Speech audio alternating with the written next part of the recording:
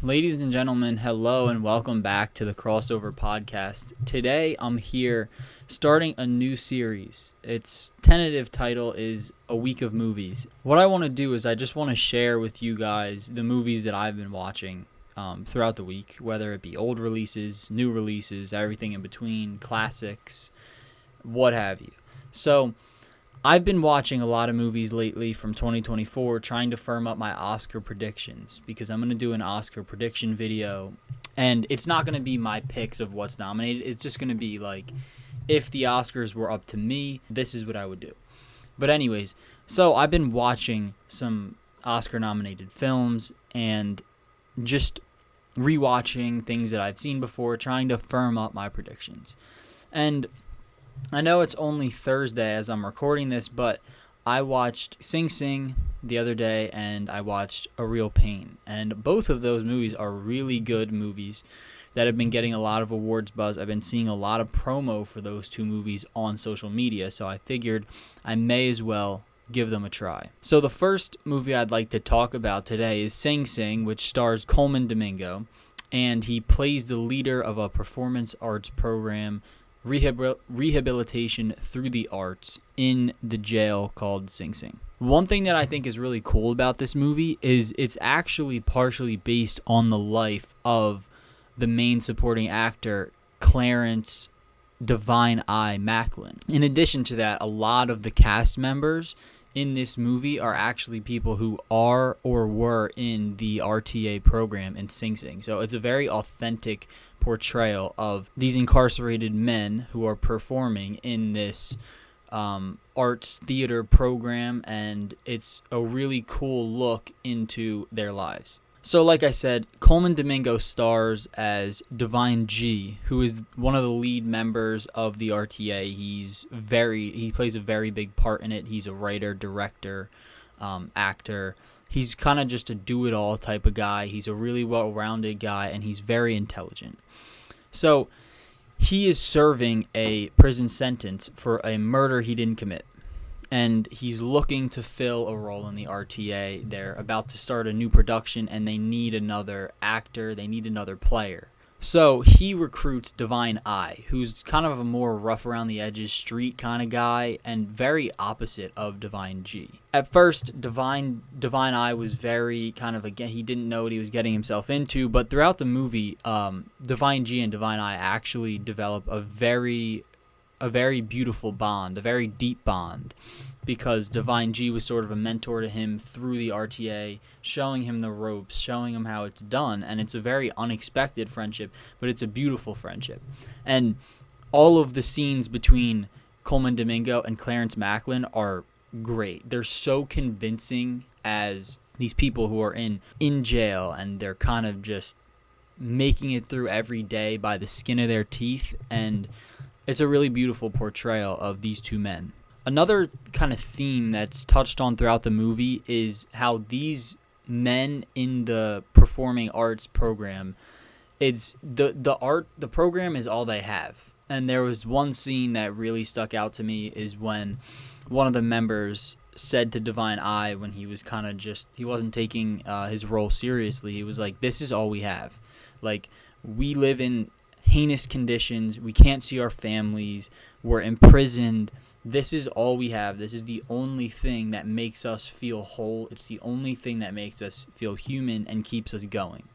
And that, I feel like, is a very touching part, and it's a central part to this play, is like these people, whether they be in solitary confinement, whatever their sentences are for, they can come together and they create these beautiful plays.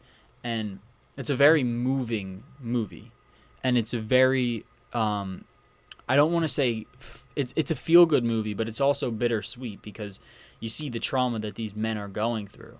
But then it's very feel-good in the aspect of, like, they're doing these great things and they're trying to rehabilitate themselves, and I think it's a unique film. So the movie kind of builds up to Divine G's clemency hearing, and he's trying to get out for the crime he didn't commit, and he's denied bond.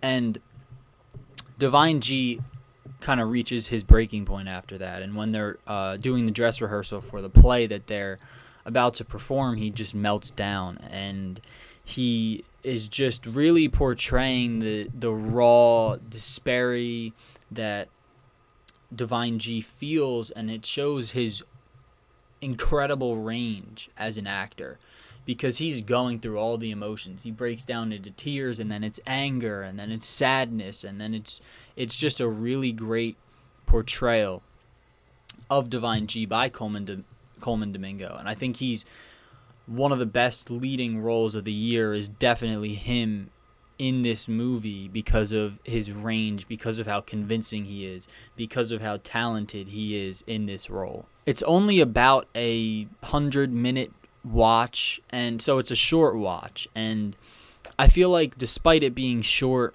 it packs a punch. And I don't feel like I find myself saying this often, but I would have liked to see a little bit more of these guys' story, and they could have went a little bit more in depth during the production of the play.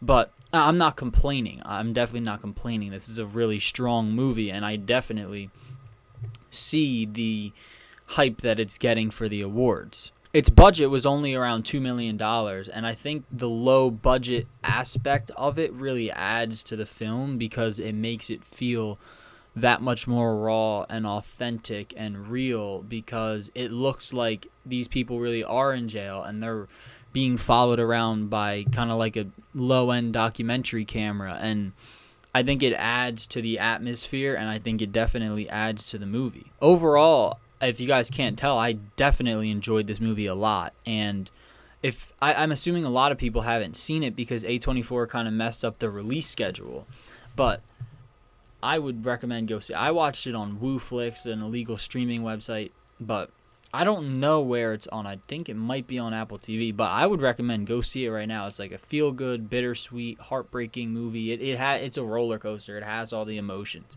Great performance from the entire cast. Great movie, and it deserves all of the buzz that it's getting. So the second movie I want to discuss is A Real Pain, which was written and directed by Jesse Eisenberg, starring Jesse Eisenberg and Kieran Culkin as two cousins, Benji, who's played by Kieran Culkin, and David, who's played by Jesse Eisenberg, and two cousins who are very opposite in nature. Kieran plays kind of a free-spirited, goes with the wind, carefree kind of guy, and Jesse Eisenberg plays a neurotic, very uptight, anxious cousin. And the story follows them on a trip to Poland. They're on a Holocaust remembrance trip in honor of their grandmother who had recently passed. I am a massive Kieran Culkin fan from what he did in Succession. He's amazing as Roman Roy, and I've been seeing so much promo for it all across all social medias. So I was like, all right, I may as well give it a watch. And I'm very glad that I did, because even though this movie is only around 82 minutes of actual runtime, the writing and the storytelling is so good that you feel like you really do understand these cousins' complex relationship, and you feel like you know them very well, despite the movie not even being an hour and a half long.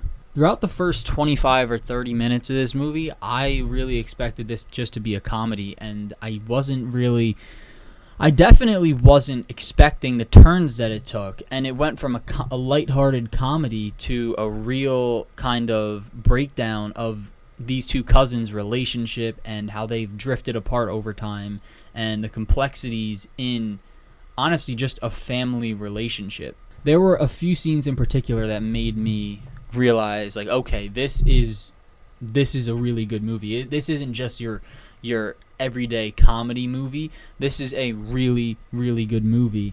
And the first scene that kind of just gave me goosebumps is when the cousins went to dinner with their tour group, and Benji went to the bathroom, and they're all kind of sharing these stories about why they're there, how it's making them feel, and David just kind of trauma dumps on the rest of the group, and he just says how bad he feels for Benji and how much struggle he's gone through with the passing of their grandmother, and he tried to overdose on sleeping pills, and he just feels horrible, and it's just this raw emotional scene, and you're like, wow, I wasn't expecting that, but I need more of it. Another really beautiful scene was one of the last ones in the movie, actually. It was Benji and David's last rooftop conversation before they left Poland, and Benji was just, they were honestly putting all their cards out on the table. They were like, okay, we need to get past this, but there's some obstacles in their relationship that they had to address. And Benji started out by saying, like, you were all mine. Like, we used to hang out all the time. Now you don't care about me. And David's like, I worry about you every single day. I have this distorted view of you because you tried to take your own life. One of the most powerful lines of the movie was actually going back to the dinner scene. They were talking about how generations and generations of Holocaust survivors, and David said, how is a third generation Holocaust survivor end up trying to overdose on sleeping pills? Because they were talking about the strength that each generation following the Holocaust has to have and the weight that they have to carry. And he's like, all these prolific people and all of these things they had to endure, and it just ends up in him trying to overdose on sleeping pills. And it's like, even talking about it is like giving me goosebumps because it's such a deep and emotional part of the film. And you're like, wow, like, these cousins are very close and they have a great relationship, but they are at each other's throats at points. The way that they combine those moments with the lighthearted and upbeat, and Kieran Culkin is just amazing because all of his scenes are that Roman Roy, like, chaotic energy where he's just like does whatever he wants and says whatever he wants. But the character of Benji is great. He brings a light to every scene he's in. He brightens up everyone's day. It's that type of personality, that type of guy who, when you see him, your day gets better. But then you mix that with all these really big, courageous conversations, and you're like, wow, this is a mix of comedy, but this is a mix of drama and family drama that is really great.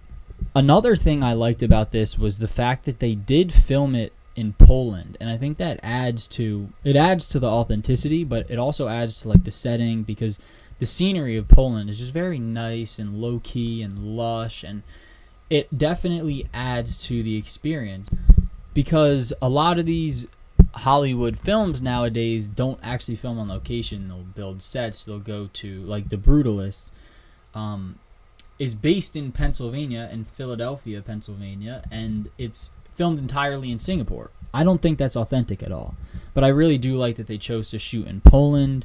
Another thing that I like was the supporting cast. The cast outside of Jesse Eisenberg and Kieran Culkin, they were both great, but the supporting cast was amazing too. It was these very relatable kind of characters that you've seen, and you know people like this, and the tour guide was really good, and the married couple was really good. Like, you know people like that, and that's another reason why I think this movie is good, is like, you can laugh. You're like, oh, so and so is like that. Like, I know so and so, and they do exactly the same thing. And I feel like that's also something that, like, I really gravitate towards, because it makes me laugh. It makes me enjoy the movie a lot more.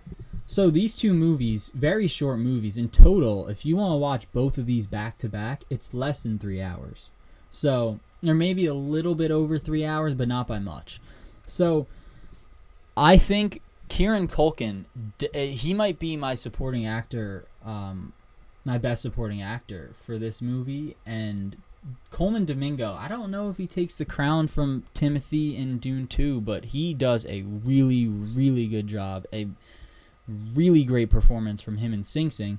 But for my official picks, tune into the video in a few weeks. The Oscars isn't for like another month, so I'm still firming up my selection. Gotta watch a couple more movies.